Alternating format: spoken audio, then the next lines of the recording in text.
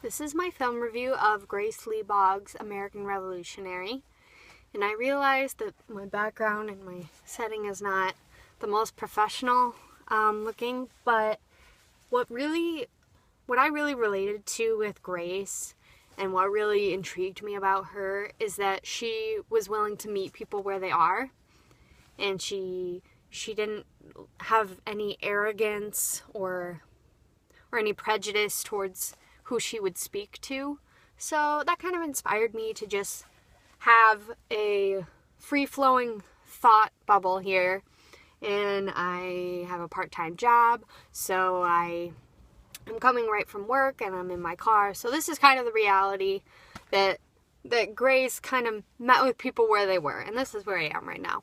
So what I found interesting about the film was I didn't know anything about Grace before this film. I didn't know who she was. So I thought it was really interesting that she was in a biracial marriage, and in the 1950s and 60s that had to be really difficult. So she had to overcome a lot of adversity there. She had to overcome adversity being a woman. She had to overcome a lot of obstacles being an Asian American woman, and she didn't let any of that stop her. She was a very charismatic and very passionate leader. Very early in her career, she was very interested in philosophy and ideas and big picture thinking that is really inspirational to a lot of people even today, which I think she was surprised by as well. It was really interesting how she was connected to the African American community and how she kind of felt like an outsider at times, so she identified with their struggle and that they accepted her, and she mentioned using the word we when talking about her and the African American community during the civil rights movement. She was very almost belligerent, it seemed, early in her career during the civil rights movement. During the time of Malcolm X and Martin Luther King Jr., just kind of like this non-violent versus confronting the system of prejudice against them.